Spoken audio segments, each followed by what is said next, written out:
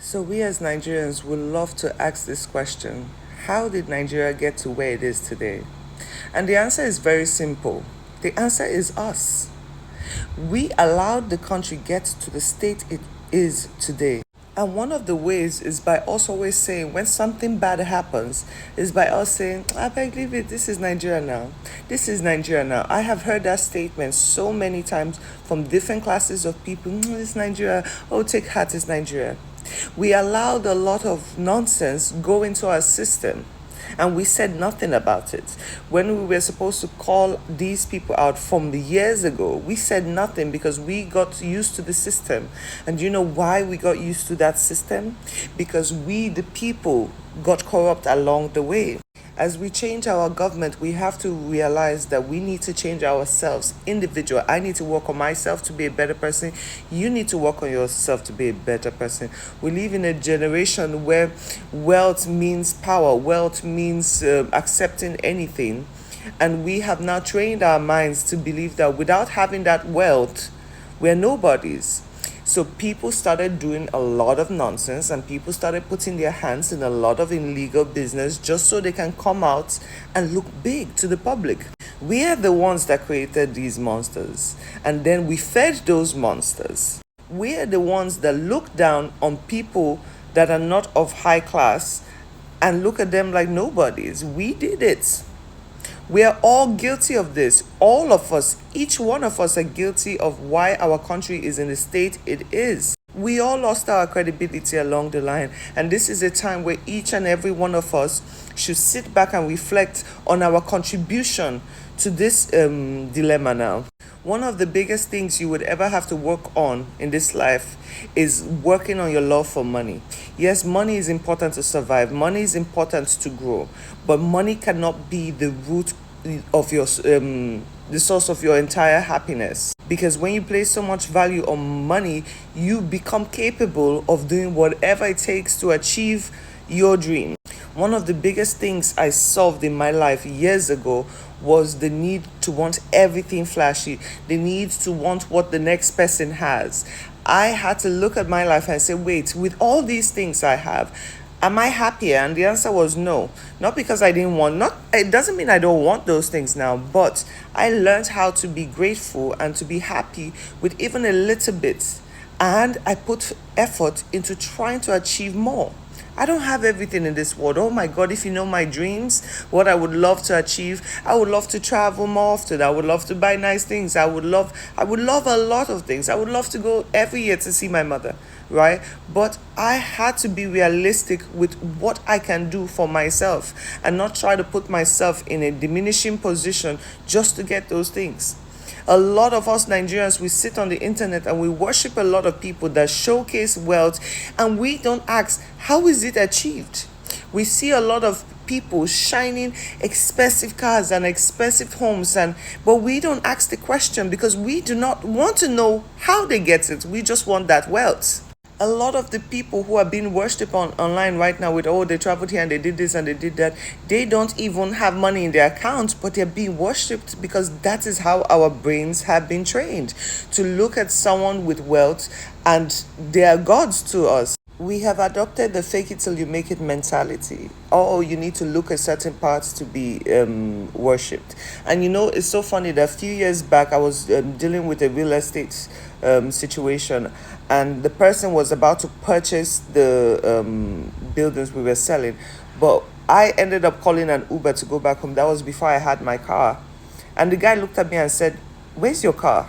I said, I don't have a car. And that was just when I moved back to Nigeria. Like, why am I expected to have everything at once?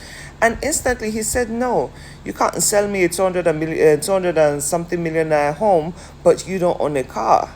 Like, bro, in this life is about steps and stages. Why should I be expected to be at a certain stage in life when I'm still working on it? That's the whole point of working towards a dream, working towards achieving it. But because of this mentality that we're being judged as people end up putting their hands in very dirty situations because they don't want to be looked down upon.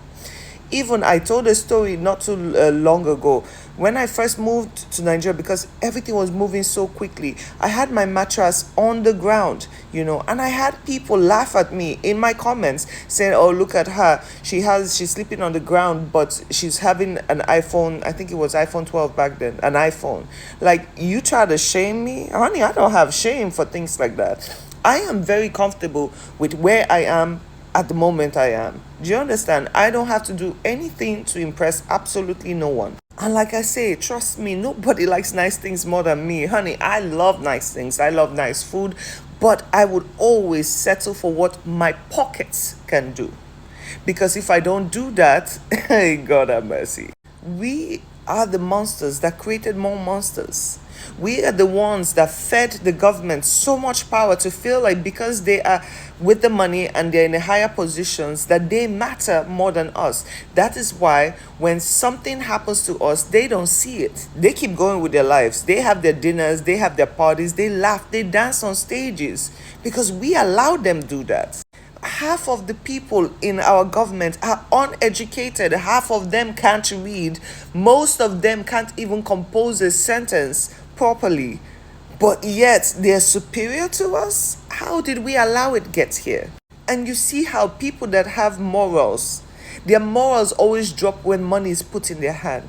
Look at someone like Reno. Reno was there talking and blasting the government. The second they used him as a political tool, all of a sudden, he's on their side. All of a sudden, he doesn't mind belittling himself in public just because there's money in his hand.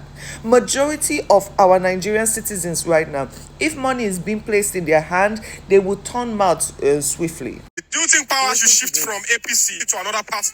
Believe you me sincerely, if you accept what I'm saying. APC under the leadership of President Bola Ahmed Tinubu is what Nigeria needs right now. And by God's Look at people like this coming out and making a complete mockery of themselves. And they taught us to respect our elders, but if we open mouths now, but with all due disrespect, you are a goat. You are a big, big goat. You are a mayor. You guys are trying so hard to make the people of Nigeria believe that you're doing something. You spend so much money bribing people and talking to people, allegedly, to do your bidding. This same energy can be put into fixing the country. But you see, greed is a very funny thing. Instead of you fixing the country, you do this. And you want to tell us that, oh, we don't see what we're seeing. You're literally trying to convince us that black is actually red. Like how? As we are trying to fix our government, we need to work on fixing ourselves individually, because we have become so greedy as a nation and we profit from any little outlet where we can get funds from. It's always about what we can put for ourselves. How can you be a human being and you call yourself a God-fearing child and you worry more about what touches your hand than the masses? I will always say it. I find it very strange that I could be comfortable and then everybody else is struggling. And by the way, this is not a plot for you guys to enter my inbox, because Jesus Christ, the amount of begging in this country is actually foul. Like, it's actually disheartening. And they always have the same lineup. And even the people who are begging you with strategy.